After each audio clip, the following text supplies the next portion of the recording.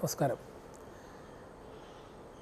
സാധാരണ ഈ video share ചെയ്യണമെന്ന് ഞങ്ങൾ പറയാറില്ല. കാരണം ചിലർ വീഡിയോ കണ്ടിട്ട് ആളുകൾക്ക് ഇഷ്ടപ്പെടുകയാണെങ്കിൽ അല്ലെങ്കിൽ മറ്റുള്ളവർ കേൾക്കേണ്ടതാണെന്ന് എന്ന് തോന്നുകയാണെങ്കിൽ അവരത് ഷെയർ ചെയ്യും. അല്ലാതെ നമ്മൾ പ്രത്യേകിച്ച് അങ്ങനെ പറയാറില്ല. പക്ഷേ ഇത്തവണത്തെ വീഡിയോ ഷെയർ ചെയ്യണം, കഴിയുന്നത്ര ആളുകളിൽ എത്തിക്കാൻ സഹായിക്കണം എന്നൊരു അഭ്യർത്ഥനയുണ്ട്. നിങ്ങൾക്ക് അതൊക്കെ ബോധ്യമാകുകയാണെങ്കിൽ ഈ വിഷയം കാരണം ഇതൊരു പ്രധാനപ്പെട്ട വിഷയമാണെന്ന് ഞങ്ങൾക്ക് തോന്നുന്നു. അതുകൊണ്ട് കൂടുതൽ ആളുകൾ ഇതേക്കുറിച്ച് ചർച്ച ചെയ്യേണ്ടത് ആവശ്യമാണ്. നേരത്തെ പറഞ്ഞ പോലെ നമ്മൾ ഈ ഒരു കാർഡ് ഉണ്ടാക്കുന്നതിനെ സംബന്ധിച്ചാണ്. കാർഡ് ഉണ്ടാക്കുമ്പോൾ എന്ത് പ്രയോജനം എന്ന് ചോദിക്കുന്നതിൻ്റെ ഒരു ഉത്തരത്തിലേക്കാണ് ഈ വീഡിയോ പോകുന്നത്.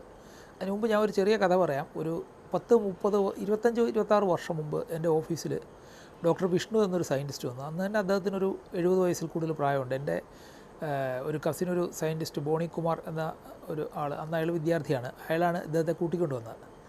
ഇദ്ദേഹത്തിന് കമ്പ്യൂട്ടർ അന്ന് തിരുവനന്തപുരത്ത് പല സ്ഥാപനങ്ങളിലും ഇല്ല. അപ്പോൾ അദ്ദേഹത്തിൻ്റെ കമ്പ്യൂട്ടർ എന്തോ ഒരു തകരാറ് വന്നു. അത് സംബന്ധിച്ച് ചോദിക്കാനോ മറ്റാണ് ഞങ്ങളെ കാണാൻ വന്നത്. കാരണം ഞങ്ങൾ ആ മേഖലയിൽ വർക്ക് ചെയ്യുന്നവരായതുകൊണ്ട് എന്തെങ്കിലും സഹായം പറ്റുമോ എന്നറിയാനാണ്, ചെയ്യാൻ ഇത് പറ്റുമോ എന്നറിയാനാണ്. അപ്പോൾ അദ്ദേഹത്തിൻ്റെ ജോലി എന്ന് പറഞ്ഞു കഴിഞ്ഞാൽ നമ്മുടെ ഈ ചെടികളുടെ പ്രയോജനം രേഖപ്പെടുത്തി സർക്കാരിന് ഒരു ഡിജിറ്റൽ ലൈബ്രറി തയ്യാറാക്കാനുള്ള ഒരു പ്രോജക്റ്റിൽ ആണെന്നാണ് അദ്ദേഹം വർക്ക് ചെയ്യായിരുന്നു എന്നാണ് എൻ്റെ ഓർമ്മ. അതിനൊരു പശ്ചാത്തലമുണ്ട്. നമ്മുടെയൊക്കെ ഇന്ത്യയുടെ സ്വന്തമായ മഞ്ഞൾ ഒരു അമേരിക്കയിലോ മറ്റോ ആരോ പേറ്റൻ്റ് എടുത്തു. അപ്പോൾ ഈ മഞ്ഞളിന് പേറ്റൻ്റ് എടുത്തു കഴിഞ്ഞപ്പോൾ പിന്നെ മഞ്ഞൾ ചേർക്കുന്നതിനെല്ലാം അവരുടെ അനുവാദം വേണമെന്നുള്ളൊരു അവസ്ഥ വന്ന് ലോകത്ത് വലിയ ബഹളമായി. അവസാനം അത് ക്യാൻസൽ ചെയ്തു. ആ ക്യാൻസൽ ചെയ്താൻ കാരണം ഇത് ഭാരതത്തിൽ പണ്ട് തൊട്ടേ നിലനിന്നിരുന്ന അറിവാണ്, അതങ്ങനെ പേറ്റൻ്റ് എടുക്കാൻ പറ്റില്ല എന്ന് പറഞ്ഞാണ് അത് ക്യാൻസൽ ചെയ്തത്. പക്ഷേ ഒരു കോടതിയിൽ ചെല്ലുമ്പോൾ അങ്ങനെ ഒരു പണ്ടേ നിലനിന്നിരുന്ന അറിവാണെന്ന് പറഞ്ഞപ്പോൾ അതിന് തെളിവ് വേണം. അതിന് തെളിവായിട്ട് വന്നത് വടക്കേ ഇന്ത്യയിലെവിടെയോ ഉള്ള അപ്രശസ്തനായ ഒരു ഡോക്ടർ ഏതോ ഒരു മാസിക, സാധാരണ മാസികയിൽ എഴുതിയിരുന്ന ഒരു ലേഖനമാണ്. അതിൽ അദ്ദേഹം പറഞ്ഞത് മഞ്ഞളിന് മുറിവുണക്കാൻ പറ്റുമെന്ന്. ആ ലേഖനം ഹാജരാക്കിയാണ് ആ കേസ് ഇന്ത്യ ജയിക്കുന്നത്. ആ പേറ്റൻറ്റ് ക്യാൻസലായി. അപ്പോൾ അത് കഴിഞ്ഞപ്പോൾ ഗവൺമെൻറ് ഓഫ് ഇന്ത്യ, ഭാരത സർക്കാർ തീരുമാനിച്ചു ഇതിനി ഭാവിയിലാവും. അപ്പോൾ അത് കഴിഞ്ഞപ്പോൾ ആരോ ആര്യവേപ്പിന് ഒരു ടെൻഡർ എടുക്കാൻ വേണ്ടി പോയി. അപ്പോൾ ഇത് ഒഴിവാക്കാനായിട്ട് ഇനി മേലാൽ ഇത്തരം കാര്യങ്ങൾ സംഭവിക്കരുതെന്നുള്ള ഉദ്ദേശത്തിൽ ഭാരത സർക്കാർ എടുത്തൊരു തീരുമാനമാണ് ഈ ചെടികളുടെ മുഴുവൻ പ്രോപ്പർട്ടി ഗുണങ്ങൾ രേഖപ്പെടുത്തി ഒരു ഇൻ്റർനെറ്റിലോ വേറെ എവിടെയെങ്കിലും പ്രസിദ്ധീകരിച്ച് കഴിഞ്ഞാൽ പിന്നെ ആർക്കും പറയാനൊക്കില്ല ഇത് ഞങ്ങൾക്ക് പുതിയതായിട്ട് ഞങ്ങൾ കണ്ടുപിടിച്ചതാണെന്ന്. അപ്പോൾ അങ്ങനെ ഒരു പ്രോജക്റ്റ് നേതൃത്വം കൊടുക്കാൻ അദ്ദേഹം വന്നു. അദ്ദേഹത്തിൻ്റെ കമ്പ്യൂട്ടർ കാര്യങ്ങളൊക്കെ സംസാരിച്ചപ്പോൾ അദ്ദേഹം ഇത്രയും വലിയൊരു ബഹുമാന്യനായ വ്യക്തിത്വം ആയതുകൊണ്ട് ഞാനും അദ്ദേഹത്തിൻ്റെ കൂടെ നടന്ന് വഴിയിലേക്ക് പോയി. അപ്പോൾ പോകുന്ന വഴിക്ക് രണ്ട് സൈഡിലും കറുക വളം നിൽക്കുകയാണ്. അപ്പോൾ ഈ കറുക ചൂണ്ടിയിട്ട് അദ്ദേഹം ചോദിച്ചു ഇത് എന്താണെന്നറിയാം. ഞാൻ പറഞ്ഞു കറുകയാണെന്നറിയാം. ഇതിൻ്റെ പ്രത്യേകത അറിയാമോ? ഇല്ല. ഇത് ബ്രെയിൻ വളരാനുള്ള ഏറ്റവും നല്ല മരുന്ന് കറുകയാണ്. അപ്പോൾ അത് അന്നേരം എനിക്ക് പ്രത്യേകിച്ചൊന്നും തോന്നിയില്ല. അത് ശരി എന്നൊരു പുതിയ അറിവാണ്, അത് ഉള്ള കാര്യമായിട്ട് ഞാനത് ശ്രദ്ധിച്ചു. കുറേ കാലം കഴിഞ്ഞാണ് എനിക്ക് മനസ്സിലായത്, ഏതോ വൈദ്യന്മാരോട് സംസാരിച്ചു, ഈ കുട്ടികൾക്ക് പാല് കൊടുക്കുമ്പോൾ കറുക തിന്ന് വളരുന്ന പശുവിൻ്റെ പാല് പണ്ട് കൊടുക്കുമായിരുന്നു പറഞ്ഞാൽ അത് ഈ ബ്രെയിനിൻ്റെ പ്രശ്നങ്ങൾക്ക് വേണ്ടിയാണ്. കാരണം ബ്രെയിനിൻ്റെ വളർച്ച 7-8 വയസ്സാകുമ്പോൾ തീരും.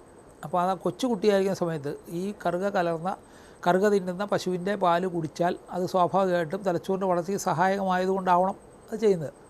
ഇത് പറയാൻ കാരണം നമ്മുടെ ഈ മരുന്നുകൾ ഒട്ടുമുക്കാലും ഇതുപോലെ ചെടികളിൽ നിന്ന് എക്സ്ട്രാക്ട് ചെയ്തെടുക്കുന്നതാണ്. പ്രത്യേകിച്ച് ആയുർവേദത്തിലെ മിക്കവാറും മരുന്നുകൾ, സിദ്ധയിലൊക്കെ മിക്കവാറും മരുന്നുകൾ. പക്ഷേ അത് അശാസ്ത്രീയമാണ് എന്നൊരു ധാരണ നമുക്കെല്ലാവർക്കും തന്നെയുണ്ട്. ഇതിനെ തന്നെയാണ് സത്യത്തിൽ ഇംഗ്ലീഷ് മെഡിസിനും മറ്റവരും ചെയ്യുന്നത്. അവർ കുറേ കൂടെ ഇതിൻ്റെ മോളിക്യൂൾസ് രസതന്ത്രപരമായി വേർതിരിച്ചെടുക്കുന്നു, കുറേ കൂടെ കൃത്യമായിട്ട് നമ്മുടെ ധമനിയിലേക്ക് അത് എത്തിക്കുന്നു. മറ്റു പലത് ഭക്ഷണത്തിലൂടെ എത്തിക്കുന്നു. ഇതാണ് എനിക്ക് തോന്നുന്ന പ്രധാന വ്യത്യാസമായിട്ട് തോന്നുന്നത്. അപ്പോൾ ഒരു ഉദാഹരണം പറഞ്ഞു കഴിഞ്ഞാൽ നമ്മുടെ ഈ ചുറ്റും കാണുന്ന മരങ്ങളിൽ പലതും എല്ലാ വൈദ്യ മേഖലകളിലും ഉപയോഗിക്കുന്നതാണ്. അതായത് ഇപ്പോൾ കാഞ്ഞിരം, നക്സ്, അത് ഇംഗ്ലീഷ് മെഡിസിനിൽ ഉപയോഗിക്കുന്നുണ്ട്, അതിൽ നിന്ന് മരുന്നുണ്ടാക്കുന്നുണ്ട്. അലോപ്പതി ആയുർവേദത്തിലുണ്ട്, സിദ്ധയിലുണ്ട്, ഹോമിയോപ്പതിയിലുണ്ട്. അതേപോലെ അലോവേര എന്ന് പറയുന്ന കറ്റാർ വാഴ, ഈ 4 ശാസ്ത്രശാഖകളിലും അതിൽ നിന്നുള്ള മരുന്നുകൾ ഉപയോഗിക്കുന്നുണ്ട്. റോൾഫിയ സർപ്പൻറ്റീന, സർപ്പഗന്ധി എന്ന് പറഞ്ഞ ചെടി, ക്യാൻസറിനുള്ള മരുന്ന് പറഞ്ഞു വെച്ചിരിക്കുന്നത് ഈ സർപ്പഗന്ധിയിൽ നിന്നാണ്. നമ്മുടെ ബ്ലഡ് പ്രഷറിന് ഹോമിയോയിലുള്ള മരുന്ന് റോൾഫിയ എന്ന് പറയുന്നത് സർപ്പഗന്ധിയിൽ നിന്നാണ്. ഇത് തന്നെ ആയുർവേദത്തിൽ ഉപയോഗിക്കുന്നുണ്ട്, സിദ്ധയിൽ ഉപയോഗിക്കുന്നുണ്ട്, വേറെ പല കാര്യങ്ങൾക്ക് അവർ ഉപയോഗിക്കുന്നുണ്ട്. അതുപോലെ മഞ്ഞൾ, മുറിവുണക്കൽ, ഇൻഫെക്ഷൻ ഒഴിവാക്കാൻ, അണുബാധ ഒഴിവാക്കാനൊക്കെ മഞ്ഞൾ ധാരാളമായിട്ട് ഉപയോഗിക്കുന്നുണ്ട്. അപ്പോൾ ഇതൊക്കെ ഈ എല്ലാത്തിലും ഇതിൽ നിന്നുള്ള ഘടകങ്ങളും ഉപയോഗിക്കുന്നുണ്ട്. അപ്പോൾ ചെടികളിൽ നിന്ന് മരുന്നെടുക്കാൻ പറ്റുമെന്നുള്ള എല്ലാ വൈദ്യ മേഖലകളും അംഗീകരിക്കുന്ന ഒരു കാര്യമാണ്. പിന്നെ ഇത് എടുക്കുന്ന രീതി, ഞങ്ങളുടെ രീതി ശരിയാണ്, അവരുടെ രീതി അത്ര പോരാ എന്നുള്ളതായിട്ടുള്ളൊരു തർക്കമാണ് നടക്കുന്നത്. അപ്പോൾ അതുകൊണ്ട് തന്നെ ഈ മറ്റേ വൈദ്യശാസ്ത്ര രീതികൾ അശാസ്ത്രീയമാണെന്ന് പറയുന്ന ഒരു രീതിയുമുണ്ട്. പക്ഷേ എൻ്റെ വ്യക്തിപരമായ അനുഭവത്തിൽ എൻ്റെ അമ്മയൊക്കെ നാട്ടിൻപുറത്ത് വളർന്ന ആളാണ്. എൻ്റെ അമ്മയ്ക്ക് 82ാമത്തെ വയസ്സിലൊരു ആക്സിഡൻറ്റ് പറ്റി 40 ദിവസത്തോളം ICUവിൽ കിടന്നിട്ട് പുറത്ത് വന്നിട്ട് ഇനി ഈ അമ്മയ്ക്ക് കൊണ്ട് ഭക്ഷണം കഴിക്കാനൊക്കെ ഇല്ല. കാരണം അന്നനാളം തകർന്നു പോയി, ന്യൂമോണിയ ഇൻഫെക്ഷൻ കൊണ്ട്. ശ്വാസം എടുക്കാനൊക്കെ. അപ്പോൾ കഴുത്തിൽ ഒരു ദ്വാരം ഇടണമെന്ന് പറഞ്ഞു. അപ്പോൾ അമ്മ ഒരു 10 ദിവസം കൂടുതൽ ജീവിച്ചിരിക്കില്ല, അപ്പോൾ അത് വീട്ടിൽ കിടന്ന് മരിക്കണം എന്ന് അമ്മയെ നിർബന്ധിക്കുകയും, അപ്പോൾ അങ്ങനെ ഒരു ഇതിൽ സംസാരിക്കാനും പോയി, സംസാരശേഷിയും പോയി, വോക്കൽ കോഡിന് തകരാറ് പറ്റി. അത് ഓപ്പറേഷനെ തുടർന്നുണ്ടായ തകരാറാണ്. അനസ്തേഷ്യ കൊടുത്തിട്ട് സമയത്ത് എന്തോ പ്രശ്നങ്ങളുണ്ടാകും, ലങ്സിൽ വെള്ളം കയറുകയോ മറ്റോ ചെയ്തു ഈ സർജറിക്കിടയിൽ. കാരണം മുട്ടിലാണ് ഓപ്പറേഷൻ. പക്ഷേ ഓപ്പറേഷൻ കഴിഞ്ഞ് വന്നപ്പോൾ ശ്വാസം കിട്ടുന്നില്ല, ന്യൂമോണിയ വന്നു, പിന്നെ ഭക്ഷണം കഴിക്കാൻ വയ്യ, ശബ്ദമില്ല. ഇതേ കണ്ടീഷനിൽ തന്നെ ICUവിൽ നിന്ന് 40 ദിവസത്തെ ചികിത്സ, ഏകദേശം 18 ലക്ഷം രൂപ. അന്ന് എനിക്ക് ചിലവാക്കാവുന്ന മുഴുവൻ തുകയും ചിലവാക്കി കഴിഞ്ഞാണ് വീട്ടിലേക്ക് കൊണ്ടുവരുന്നത്. അപ്പോൾ അന്ന് എനിക്കൊരു ആയുർവേദ വൈദ്യനായ എൻ്റെ ഒരു സുഹൃത്ത് ഡോക്ടർ പ്രസാദ് പറഞ്ഞു തന്ന ഒരു മരുന്ന് അനുസരിച്ച്, അദ്ദേഹത്തിൻ്റെ അനുസരിച്ച് ചില കഷായങ്ങളും മരുന്നുകളും, ഒന്ന് ദുസ്പർശവാസാദി എന്ന് പറഞ്ഞൊരു കഷായമാണ് കൊടുത്തത്. ആ ദുസ്പർശവാസാദി എന്ന് പറയുന്നത്, ദുസ്പർശം ഞാൻ കൊടുത്തുകയോ മറ്റാണ്, ഈ തൊട്ടാ ചൊറിയുന്ന സാധനം. അത് കഴിഞ്ഞ് കഫം കുറഞ്ഞപ്പോൾ പിന്നെ അദ്ദേഹം പറഞ്ഞത്, നമ്മുടെ ഈ തലയിൽ മുടി വളരാനായിട്ട് എണ്ണ ഉണ്ടാക്കാൻ ഉപയോഗിക്കുന്ന കൈതോന്നി എടുത്ത് ചതച്ച് അതിൻ്റെ നീരെടുത്ത് അത് തിപ്പലിയുമായിട്ട് ചേർത്തരച്ച് അതൊരു ഇരുമ്പ് ചട്ടിയിൽ പുരട്ടി വെക്കുക. പിറ്റേ ദിവസം അതെടുത്തിട്ട് ആട്ടുംപാലിൽ ചേർത്ത്, തിളപ്പിച്ച ആട്ടുംപാലിൽ ചേർത്ത് പനങ്കൽക്കണ്ടം കൂടെ കൂട്ടി കൊടുക്കാൻ പറഞ്ഞു. അപ്പോൾ അങ്ങനെ കൊടുത്ത് ഒരു 6 മാസം കൊണ്ട് ഈ ഭക്ഷണം വായിലൂടെ കഴിക്കാവുന്ന തരത്തിലേക്ക് കാര്യങ്ങൾ ശരിയായി. പിന്നെ ഈ ശബ്ദം ഉണ്ടാകാനായിട്ട് അദ്ദേഹം സിദ്ധമകരധ്വജവും വെറ്റ നീരും തേനും കൂടെ അരച്ചിട്ട് ഓരോ തുള്ളി വീതം ഓരോ മണിക്കൂർ ഇടവിട്ട് നാക്കി പുരട്ടാൻ പറഞ്ഞു. ഒരു മാസം കൊണ്ട് ശബ്ദം തിരിച്ചു കിട്ടി. അപ്പോൾ ഈ ചികിത്സകളൊക്കെ ഞാൻ തന്നെയാണ് ഈ അരച്ചത് ഉണ്ടാക്കിയതൊക്കെ. എനിക്ക് ബോധ്യപ്പെട്ട കാര്യങ്ങളാണ്. ഈ മരുന്ന് ഇങ്ങനെ ഉണ്ടാക്കിയെടുക്കാൻ പറ്റും, ഈ മരുന്നുകൾക്ക് ഫലം ഉണ്ടാകും എന്നുള്ളത്. അപ്പോൾ ഞാൻ പറയാൻ വന്നൊരു കാര്യം, ഇനി നമ്മുടെ വിഷയത്തിലേക്ക് വരാം. ഈ കാർഡ് വെക്കുമ്പോൾ എന്ത് പ്രയോജനം ഞങ്ങൾക്ക് കിട്ടുന്നു എന്ന് ചോദിക്കുന്ന ആളുകൾ ഒരു കാര്യം അവർ വിട്ടുപോകുന്നുണ്ട്. അവർ പ്രയോജനം, ഇപ്പോൾ ഞാൻ പറയുകയാണ്, ഇതിലിതാ ഒരു 15 തരം പഴങ്ങൾ നമുക്ക് വളർത്താം, കൊള്ളാം എന്ന് നമുക്ക് ചെയ്യാം എന്ന് പറയും. പക്ഷേ നമ്മൾ ഭക്ഷണം കഴിക്കുന്ന ദിവസം 3 നേരം മാത്രമാണ്, അല്ലെങ്കിൽ 2 നേരമാണ്. അപ്പോൾ ഞാൻ 4 നേരമാണ്. അപ്പോൾ ഒരു നേരം കഴിക്കുന്നവരുണ്ട്, കഴിക്കാതിരിക്കുന്നവരുണ്ട്. അപ്പോൾ ഈ കഴിക്കാതിരിക്കുന്നവർക്കും വലിയ പ്രശ്നമൊന്നും 5-6 ദിവസത്തേക്ക് വരുന്നില്ല. പക്ഷേ നമ്മൾക്ക് അത് ശീലമില്ലാത്തതുകൊണ്ട് കഴിക്കാതിരിക്കാൻ പറ്റില്ലാത്തൊരവസ്ഥയാണ്. അപ്പോൾ ഇങ്ങനെ ഭക്ഷണം കഴിക്കുന്ന ആളുകൾ ഈ ഭക്ഷണത്തെക്കുറിച്ച് മാത്രമേ നമ്മൾ ചിന്തിക്കുന്നുള്ളൂ. ഭക്ഷണം പോലെ തന്നെ 24 മണിക്കൂർ നമ്മൾ വായു ശ്വസിക്കുന്നുണ്ട്, നമ്മൾ ധാരാളം വെള്ളം കുടിക്കുന്നുണ്ട്. നമ്മൾ ഈ ഓർഗാനിക് ഭക്ഷണം കഴിക്കുന്നു എന്നൊക്കെ അഭിമാനിക്കുമ്പോൾ, അല്ലെങ്കിൽ ഓർഗാനിക് ഭക്ഷണം തിരഞ്ഞെടുത്ത് കഴിക്കുന്നു, അല്ലെങ്കിൽ ഞാനത് കഴിക്കില്ല ഇതേ കഴിക്കൂ എന്നൊക്കെ പറയുമ്പോൾ നമ്മൾ ഓർക്കേണ്ടതെന്ന് വെച്ചാൽ നമ്മൾ ശ്വസിക്കുന്ന വായുവിൻ്റെ കാര്യത്തിൽ നമുക്ക് എന്ത് സുരക്ഷയാണുള്ളത്, നമ്മൾ കുടിക്കുന്ന വെള്ളത്തിൻ്റെ കാര്യത്തിൽ നമുക്ക് എന്ത് സുരക്ഷയാണുള്ളത്. ഇവിടെയാണ് ഈ പറയുന്ന ചെടികളുടെയും മരത്തിൻ്റെയും പ്രസക്തി. നമ്മൾ ഈ പറയുന്ന ചെടികൾ, ഈ ആയുർവേദം പറയുന്നത് ജഗത്യേവ മനൗഷധം എന്നാണ്. അതുപോലെ തന്നെ നാസ്തി മൂലം അനൗഷധം എന്നും പറയുന്നുണ്ട്. ഒരു ചെടിയും ഔഷധമല്ലാത്ത ഇല്ല. അപ്പോൾ ഇത് നമുക്ക് എങ്ങനെയാണ് ഉപയോഗിക്കേണ്ടതെന്ന് അറിയാൻ വയ്യ എന്നുള്ളതേ ഉള്ളൂ. ഇപ്പോൾ സഹസ്രയോഗത്തിലൊക്കെ 1000 മരുന്നുകളോ മറ്റോ പറയുന്നുണ്ട്. ആ മരുന്നുകൾ ഇതുപോലെ നിരവധി മരുന്നുകൾ കൂട്ടിച്ചേർത്ത് പറയും. ഇത് എങ്ങനെയാണ് അങ്ങനെ ആകുന്നതെന്ന് പറയുന്നില്ല എന്നുള്ളതുകൊണ്ടാണ് അത് അശാസ്ത്രീയമാണെന്ന് പലരും പറയുന്നത്. പക്ഷേ ഈ മരുന്നുകൾക്ക് പലരും ഫലമുണ്ടെന്നുള്ളത് ഉപയോഗിക്കുന്ന ആൾ, കാരണം വർഷങ്ങളായിട്ട് നമ്മൾ ഉപയോഗിച്ചുകൊണ്ട് പലർക്കും വേറെ സൈഡ് ഇഫക്ട്സോ മറ്റു പ്രശ്നങ്ങളൊന്നും ഉണ്ടായിട്ടുമില്ല. ഇപ്പോൾ പുതിയ തരത്തിൽ ഇതിനകത്ത് ചില മാനിപ്പുലേഷൻ, ഇതിനെ മോഡേൺ മെഡിസിൻ ആക്കാനായിട്ട് പലരും ആയുർവേദത്തിൽ കൃത്രിമം കാണിക്കുകയും മരുന്ന് ചെടികൾ ആവശ്യത്തിന് കിട്ടാതെ വരികയൊക്കെ ചെയ്തു വന്നപ്പോഴാണ് ഇതിൻ്റെ പ്രയോഗത്തിൽ സംശയം വരുന്നത്. മറ്റേ വീട്ടിൽ തന്നെ അമ്മൂമ്മമാരും മറ്റുമാണ് മരുന്ന് ഉണ്ടാക്കിക്കൊണ്ടിരുന്നത്. എനിവേ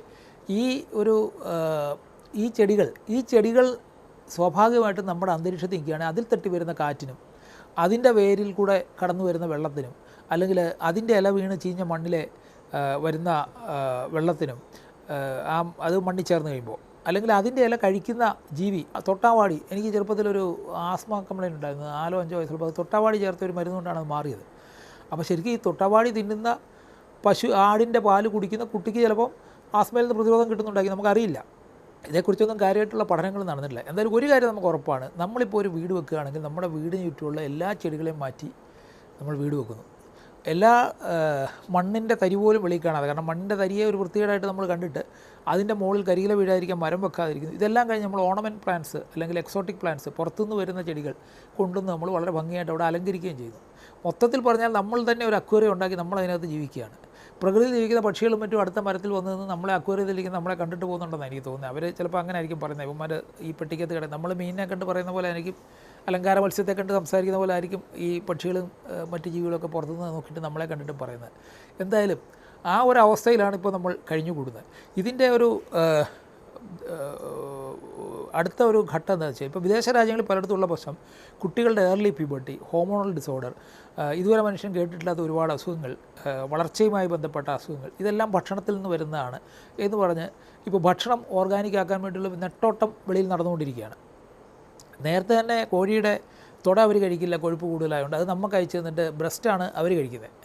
അപ്പോൾ അങ്ങനെ അങ്ങനെ ഉള്ള ഒരു രീതിയാണ് ഈ എല്ലാ വികസിത രാജ്യങ്ങളും ഭക്ഷണ കയറ്റുമതിയുടെ കാര്യത്തിൽ അവർക്ക് വേണ്ട സാധനം കഴിഞ്ഞ് വേണ്ടാത്ത സാധനം ഒന്നുകിൽ ദാനം കൊടുക്കും, അല്ലെങ്കിൽ നമ്മളെ പ്രോത്സാഹിപ്പിച്ച് കഴിപ്പിക്കും.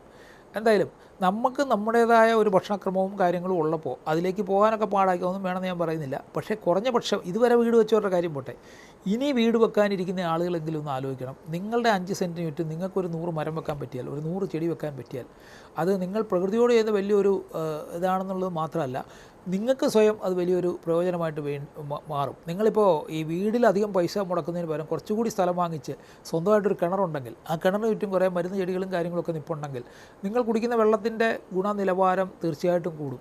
10-20 സെൻറ്റ് സ്ഥലമുള്ള ഒരാളുടെ പറമ്പിലെ കിണറ്റിൽ വെള്ളം ഇല്ലാതെ വരുന്ന പ്രശ്നമേ ഇല്ല. അവിടെ വീഴുന്ന മുഴുവൻ വെള്ളവും പറമ്പിന് പുറത്ത് പോകാതിരിക്കാൻ അയാൾ നോക്കിയാൽ മതി.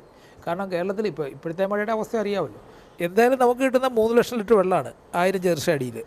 അപ്പം ഒരു 20 സെൻറ്റുകാരന് കിട്ടുന്ന വെള്ളം എന്ന് പറഞ്ഞാൽ വലിയ അളവാണ്. ആ വെള്ളത്തിനെ അവിടെ മണ്ണിൽ താഴെ അനുവദിച്ചാൽ, ഇതുപോലുള്ള ചെടികളും ഇതെല്ലാം വളർത്തിയൊരു അന്തരീക്ഷം ഉണ്ടാക്കിയാൽ നമുക്ക് എല്ലാ സാധനവും പ്രയോജനമുള്ളതാണ്. അപ്പോൾ എനിക്ക് പ്രയോജനമുള്ള ഒരു കാട് വെക്കണം, അല്ലെങ്കിൽ ഈ കാട് വെച്ചാൽ എന്ത് കിട്ടുമെന്ന് ചോദിച്ചാൽ, നിങ്ങൾ വായുവിനെയും വെള്ളത്തെയും പ്രയോജനമായിട്ട് കാണണം. അതാണ് ഏറ്റവും വലിയ പ്രയോജനം. ഈ ഭക്ഷണത്തെക്കാൾ വലിയ പ്രയോജനം. ഭക്ഷണം നിങ്ങൾക്ക് വില കൊടുത്ത് വാങ്ങിക്കാം, വായു നിങ്ങൾക്ക് വില കൊടുത്ത് വാങ്ങിക്കാൻ കിട്ടില്ല. ഓക്സിജൻ സിലിണ്ടറുമായിട്ട് നിങ്ങൾക്ക് നടക്കാൻ പറ്റില്ല. കുടിവെള്ളം കുപ്പിയിൽ കിട്ടുന്ന വെള്ളത്തിന് ഒരു പ്ലാസ്റ്റിക് അടപ്പുള്ളതുകൊണ്ട് അതിനകത്തുള്ള വെള്ളം ശുദ്ധമാണെന്നോ, അതിനകത്തുള്ള വെള്ളം ഓർഗാനിക് ആണെന്നോ, അതിനകത്തുള്ള വെള്ളം നിങ്ങൾക്ക് വളരെ ആരോഗ്യദായകമാണെന്നോ ഒന്നും അർത്ഥമില്ല.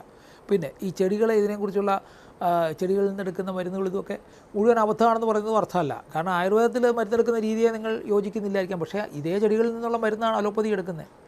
വേറെ പല വൈദ്യശാസ്ത്ര ശാഖകളും ഇതിൽ നിന്നാണ് എടുക്കുന്നത്. അപ്പോൾ ഈ ചെടികളും ഈ മരങ്ങളും ഈ പൂക്കളും പുഴുക്കളും ഇതുമെല്ലാം നമ്മുടെ ചുറ്റുമുള്ള അന്തരീക്ഷത്തിൽ വേണ്ടതാണ്. അതിന് നമ്മളൊരു വില കൊടുക്കണം. അല്ലാതെ നമ്മൾ എന്ത് കിട്ടും ഇതിൽ നിന്ന് എന്ന് പറഞ്ഞിട്ട് ഭക്ഷണ സാധനങ്ങൾക്ക് മാത്രം വിലയിടുന്ന ഒരു രീതി നമ്മൾ ഒഴിവാക്കണം. അത് ഇതുവരെ ചെയ്ത വീടുകളിലൊക്കെ ഇനിയിപ്പോൾ നമുക്കൊന്നും ചെയ്യാനൊക്കില്ല. പക്ഷേ ഇനി വീട് വെക്കാൻ പോകുന്ന ആളുകളും ഇനി സ്ഥലം മേടിക്കാൻ പോകുന്ന ആളുകളും ദയവായി ഇതേക്കുറിച്ച് ഒന്ന് ആലോചിക്കണം എന്നൊരു അഭ്യർത്ഥനയാണ്.